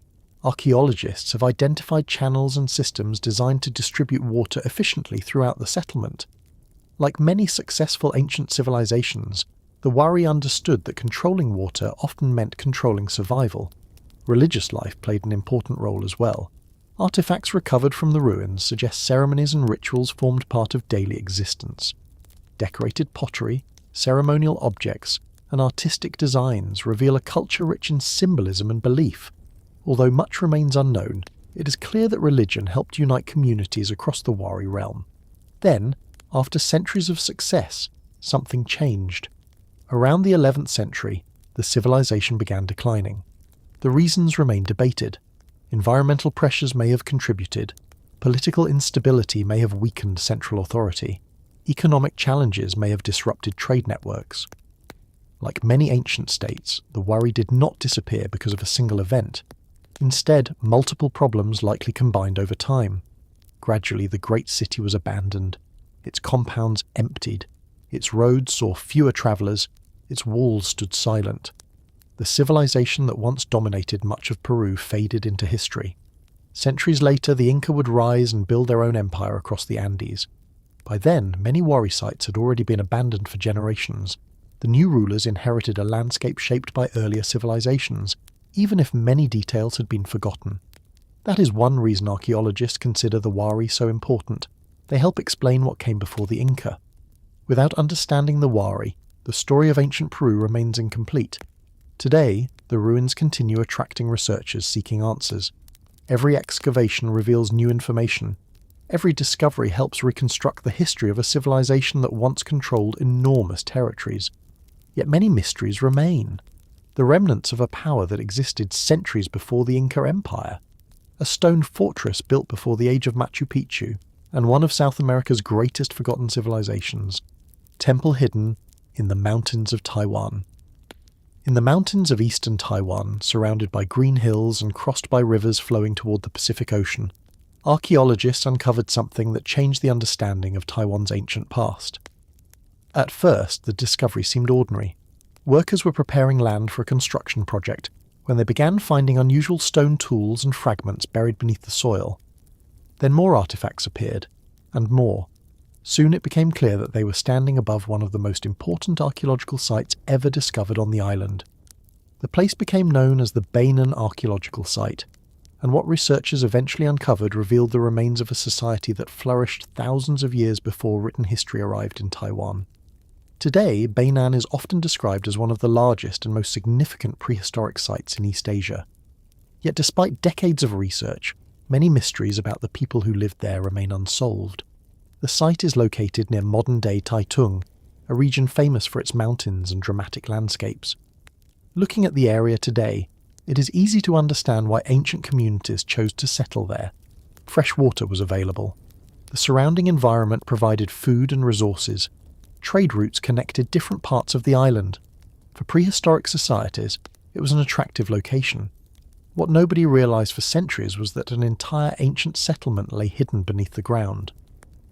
When archaeologists began excavating, the scale of the discovery shocked them. Thousands of artifacts emerged from the soil: stone tools, ceramics, ornaments, weapons, and perhaps most surprisingly, large numbers of burials. The site contained evidence of a community far larger and more complex than researchers had expected. For Taiwan's archaeology, it was a breakthrough moment. The discovery suggested that organised societies were thriving here thousands of years ago. One of the most fascinating aspects of Beinan is its age. Researchers believe parts of the settlement date back more than 2,000 years, while some evidence may be even older. That means generations of people lived, worked, traded, and raised families here long before historical records began describing the region. Their story survived not through written documents, but through the objects they left behind. Every excavation revealed another clue. Every artifact added another piece to the puzzle. Among the most remarkable discoveries were large stone coffins. These burials immediately attracted attention because of the effort required to create them. Massive stone slabs had been shaped and assembled to form burial chambers. The process demanded planning, labour and resources. This was not something done casually. The people constructing these tombs clearly attached great importance to honouring their dead. Archaeologists eventually uncovered hundreds of burials throughout the site. Some contained personal items placed beside the deceased. Others revealed clues about social status and cultural traditions. Together, they provided valuable insight into a society that had vanished centuries before. The discoveries also raised important questions. Who exactly were these people? What language did they speak? How was their society organised? And what happened to them? Unfortunately, prehistoric archaeology rarely provides simple answers. The people of Beinan left no written records. Researchers must reconstruct their lives using physical evidence alone. One clue comes from the extraordinary craftsmanship visible throughout the site. Stone tools recovered from Beinan are often highly refined. Some were made from jade, a material that carried enormous value across many ancient cultures. The presence of jade suggests something important: trade. Obtaining such materials required connections extending beyond a single village. The Beinan people were not isolated. They participated in larger networks linking different communities across Taiwan and possibly beyond. This realization transformed how archaeologists viewed ancient Taiwan. Rather than scattered groups living independently, evidence increasingly pointed toward active interaction and exchange. Ideas moved, goods moved, people moved. The island was more connected than previously assumed. One of the site's most famous discoveries involved workshops where stone objects were produced. Researchers found evidence suggesting that artisans worked extensively with jade and other materials. The level of specialization surprised many experts. Complex craftsmanship usually indicates a society with organization, skills, and social structures capable of supporting dedicated artisans. Again, the evidence pointed toward a community far more sophisticated than earlier generations of researchers had imagined. The surrounding landscape may also have influenced local beliefs. Mountains dominate much of eastern Taiwan. Even today, they create a powerful presence. For ancient people, such features often carried spiritual significance. Many cultures viewed mountains as sacred places connected to ancestors, gods, or the natural world. Although we cannot know exactly what the Beinan people believed, it is difficult to imagine that the dramatic landscape played no role in their lives. The mountains were always there, watching over the settlement, shaping travel routes, providing resources, and perhaps influencing traditions passed down through generations. As centuries passed, the settlement eventually declined. Exactly why remains uncertain. Environmental changes may have played a role, population movements may have altered the region, new cultural influences may have emerged. Like many ancient societies, Beinan did not leave behind a detailed explanation of its final years. The people disappeared from history, the settlement was abandoned, and nature slowly reclaimed the area. For hundreds of years, forests and fields covered the remains. The ancient community vanished from memory. Then modern construction accidentally brought it back to light. What followed became one of Taiwan's most important archaeological investigations. Excavations continued for years. Researchers documented thousands of artifacts. New discoveries regularly challenged old assumptions. And gradually, a forgotten chapter of Taiwan's past began reappearing. Today, the Beinan archaeological site stands as a reminder of how much history can remain hidden beneath our feet. Long before modern cities, long before outsiders arrived to describe the island, a thriving community existed among the mountains of eastern Taiwan, hidden for centuries beneath the mountains of Taiwan, waiting to be discovered once again. Desert fortress nobody talks about. In the deserts of eastern Jordan, standing alone against a landscape of rock, sand, and endless horizon, is a building that has confused historians for generations. At first glance, it looks like a fortress. Thick walls surround the structure, corner towers rise above the desert floor, small windows overlook the surrounding landscape. Everything about it suggests defence. Yet when archaeologists looked closer, they discovered something strange. The building doesn't seem particularly suited for war. There are no obvious signs of major battles, no evidence of large military garrisons, and many of its architectural features appear designed for comfort rather than combat. So if it wasn't truly a fortress, what was it? This mysterious structure is known as Qasr al-Qarana, and despite being one of Jordan's best preserved ancient desert buildings, its true purpose remains a subject of debate. The structure stands in an isolated region east of Amman, surrounded by terrain that appears almost empty.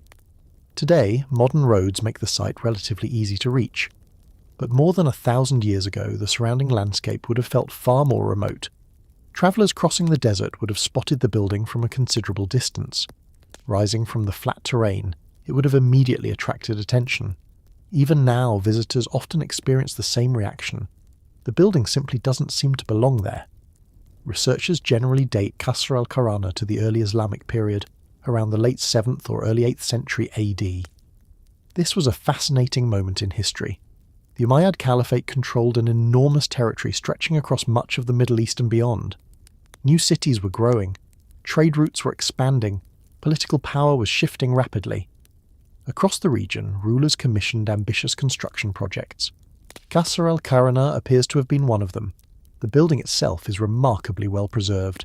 Unlike many ancient sites that survive only as foundations or scattered ruins, much of its structure remains intact.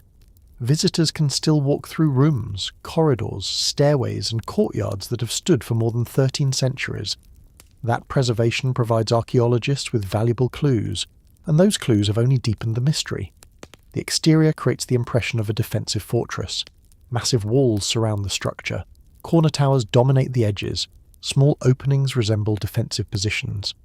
Yet many of these features appear more decorative than practical. Some windows are positioned in ways that would have made military defense difficult. Other elements seem designed to create the appearance of strength rather than actual fortification. It's almost as if the building wanted to look like a fortress. That distinction is important. Architecture often communicates messages. A powerful-looking building can project authority even if it was never intended to withstand a major siege. Inside, the structure becomes even more interesting. Dozens of rooms surround a central courtyard. Upper floors contain additional chambers connected by corridors and staircases. Certain rooms feature decorative details rarely associated with military installations.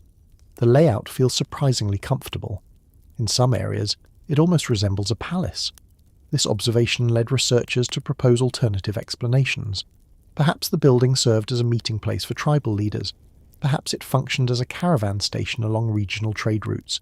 Perhaps it acted as a retreat where officials could conduct business away from major cities. Each theory explains part of the evidence. None explains everything. One possibility involves diplomacy. During the Umayyad period, maintaining relationships with local tribes was extremely important. Large territories could not be governed through force alone. Negotiation mattered. Alliances mattered. Trust mattered. A remote desert complex may have provided an ideal setting for gatherings, discussions and agreements. Its impressive appearance would reinforce authority while offering accommodations for visitors. That theory has gained support among many historians, yet uncertainty remains. The location itself raises additional questions. Why build such an elaborate structure here? The surrounding desert appears isolated today, but ancient travel patterns were different. Routes crossed the region connecting settlements, trading centres, and distant territories. A building positioned near these routes could serve multiple purposes. It could host travellers, support administration, facilitate commerce, or provide a secure place for important meetings? The answer may involve a combination of all these functions. One of the most fascinating aspects of Qasr al-Kharana is how quickly assumptions can change. Most visitors arrive expecting to see a fortress. The architecture encourages that conclusion. Then they learn about the mysteries, the unusual design, the decorative elements, the lack of clear military evidence. Suddenly the building becomes much harder to categorize and much more interesting. Archaeologists continue studying inscriptions, construction techniques, and architectural details in hopes of better understanding the site. Every new analysis adds another piece to the puzzle. Some discoveries support existing theories, others create entirely new questions. That process is common in archaeology. Ancient buildings rarely come with instruction manuals. Researchers must reconstruct their purpose from fragments of evidence. Qasr al-Kharana demonstrates both the possibilities and limitations of that approach. The structure tells us many things. It reveals impressive engineering, it demonstrates significant investment of resources, it reflects the ambitions of an expanding empire. But it does not clearly explain why it was built. That mystery remains. Today, the building still stands alone in the Jordanian desert. Its walls continue rising above the landscape much as they did 1,300 years ago. The towers remain. The courtyard remains. The unanswered questions remain. Was it a fortress? A palace? A meeting hall? A diplomatic centre? Or something else entirely? Perhaps future discoveries will finally provide the answer. Until then, Qasr al-Kharana remains one of the Middle East's most overlooked archaeological mysteries. A desert fortress that may never have been a fortress at all, and a building whose greatest secret is its true purpose. Lost Temple. Built on a mountain peak, high above the plains of northeastern Thailand, where rocky hills rise from the landscape and forests stretch toward the horizon, there is a mountain sanctuary unlike any other in Southeast Asia. At first glance, it doesn't look like a temple at all. There are no giant towers, no massive stone pyramids, no towering monuments visible from miles away.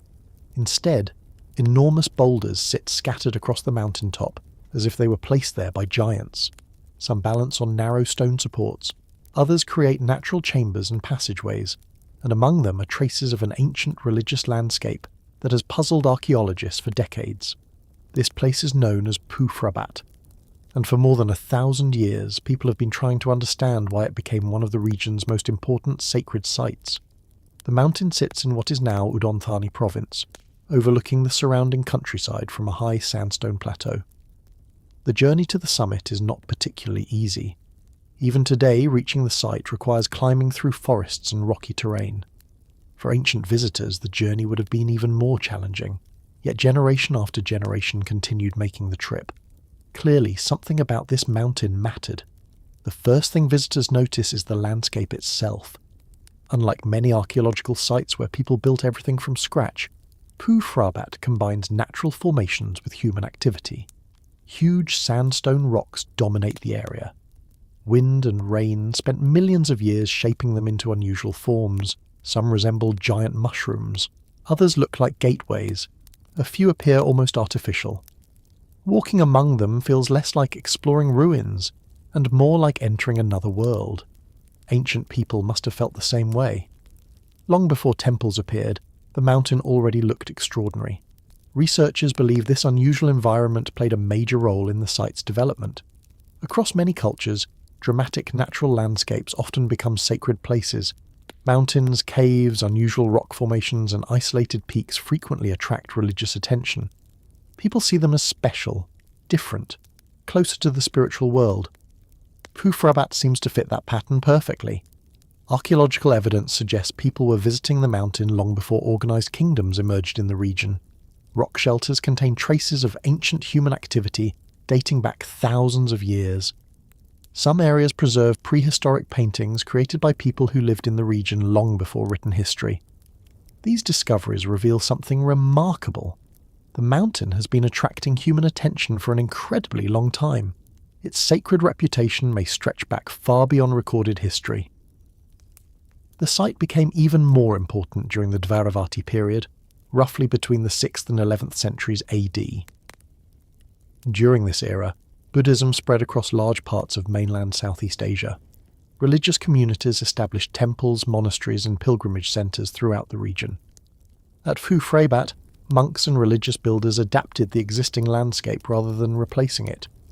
Instead of constructing huge monuments, they transformed natural rock formations into sacred spaces. Small shrines appeared beneath giant boulders. Religious carvings were added to stone surfaces. Natural shelters became places of worship. The result was something unique. Nature and architecture merged together. One of the most fascinating aspects of the site is how carefully ancient builders worked with the terrain. Many structures seem designed to enhance features that already existed. A large boulder might become the roof of a sanctuary. A natural rock chamber could become a shrine. Rather than dominating the landscape, the builders incorporated themselves into it. That approach gives Phu Phrabat a very different feeling from other ancient temples. It feels organic, almost as if the mountain itself became part of the religion. As archaeologists explored the site, they discovered evidence of Buddhist activity spread across a surprisingly large area. Stone markers, religious carvings, ceremonial spaces. Together they revealed a complex sacred landscape rather than a single temple. Pilgrims likely moved between different locations across the mountain, stopping at shrines and sacred points along the way. The entire summit functioned as a place of worship. One feature that continues attracting attention is a rock formation known locally as Hornangusa. According to regional folklore, it is connected to legends involving ancient princesses and supernatural beings. Stories surrounding the mountain have survived for centuries, blending local traditions with the physical landscape. This combination of archaeology and folklore creates another layer of mystery. Even when historical facts disappear, stories often remain. The mountain preserved both. Researchers still debate exactly how different parts of the site were used. Some locations clearly served religious purposes, others remain more difficult to interpret. Certain structures may have housed monks, others may have welcomed pilgrims. The mountain likely changed over time, with different generations adapting the sacred landscape to meet new needs. Like many ancient sites, it evolved rather than remaining fixed. Eventually, political centres shifted elsewhere. New religious institutions gained prominence. The mountain sanctuary gradually lost its former importance. Pilgrim traffic declined. Buildings deteriorated. Vegetation spread across the site. Yet unlike many ancient cities, Phu Phrabat was never completely forgotten. Local communities continued recognizing its significance. The stories survived. The sacred reputation survived. And the mountain remained a landmark visible across the region. Modern archaeological investigations brought renewed attention to the site. Researchers documented carvings, structures, and ancient artwork hidden among the rocks. Each discovery revealed new information about a place that had been sacred for centuries. The findings confirmed that Phu Phrabat was far more important than anyone had initially realized. Today, visitors often arrive expecting a traditional temple complex. Instead, they discover something much stranger. A mountain where giant stones become shrines. Perhaps that is what makes Phu Phrabat so fascinating. A pilgrimage site hidden above the forests of Thailand. And a lost sacred landscape that continues to puzzle archaeologists more than 1,000 years after its creation. High on a lonely mountain peak, surrounded by giant stones and ancient legends, the mystery of Phu Phrabat still remains. Desert city buried for 1,000 years. In one of the driest regions of the Middle East, where rocky hills stretch across the horizon and rainfall is rare, lie the remains of a city that should never have existed. The landscape appears unforgiving. Water is scarce. Summer temperatures can be intense. Even today, survival in this environment requires careful planning. Yet more than 1,000 years ago, people built homes, churches, farms, and entire neighborhoods here. For centuries, the city flourished. Then it vanished. Its streets fell silent. Its buildings were abandoned, and the desert slowly swallowed it. This forgotten settlement is known as Shivta, and despite decades of research, archaeologists are still trying to understand why such a successful city was built in the middle of the desert, and why it was eventually abandoned. The ruins are located in Israel's Negev desert, a region that has challenged human settlement for thousands of years. At first glance, Shivta seems completely out of place. Most ancient cities developed beside rivers, lakes, or fertile plains. Shivta had none of those advantages. There was no major river nearby, no natural oasis, no obvious source of abundant water. Yet people not only lived here, they created a thriving community. The first settlers likely arrived during the Nabatean period. The Nabateans were masters of desert survival. They controlled important trade routes across the Middle East and became famous for building cities in places where few others could survive. Petra is their most famous achievement, but it was only one part of a much larger network. Shivta appears to have been connected to that world. Over time, the settlement grew. What began as a small desert outpost eventually developed into a substantial town. The secret was water. Ancient engineers understood something modern visitors quickly realize. Every drop mattered. The people of Shivta created an impressive system designed to collect and store rainwater whenever it appeared. Channels directed runoff from surrounding hills. Reservoirs captured seasonal rainfall. Large cisterns stored water for long periods. Instead of depending on rivers, they learned how to harvest the desert itself. The system worked remarkably well. Agriculture became possible. Families settled permanently, the population increased. Gradually, the town expanded. One of the most surprising discoveries at Shivta involves farming. Researchers have found evidence that ancient inhabitants cultivated crops despite the harsh environment. Fields existed where modern observers might expect only dry ground. The achievement required careful management and generations of accumulated knowledge.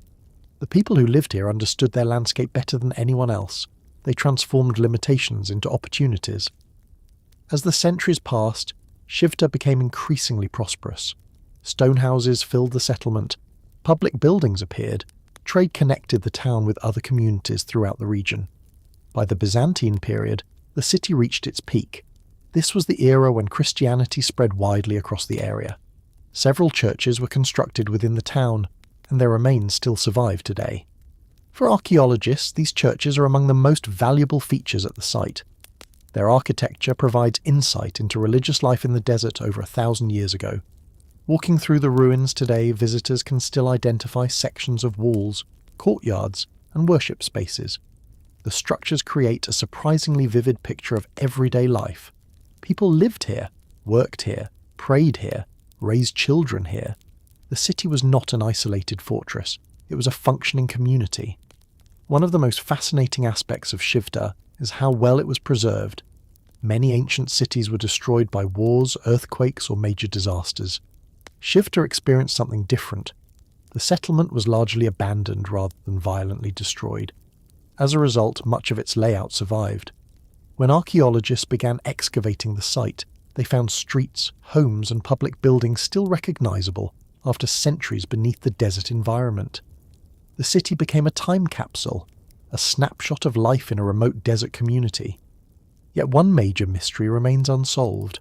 Why was Shivta abandoned? The question has generated debate for decades. Some researchers point to economic changes.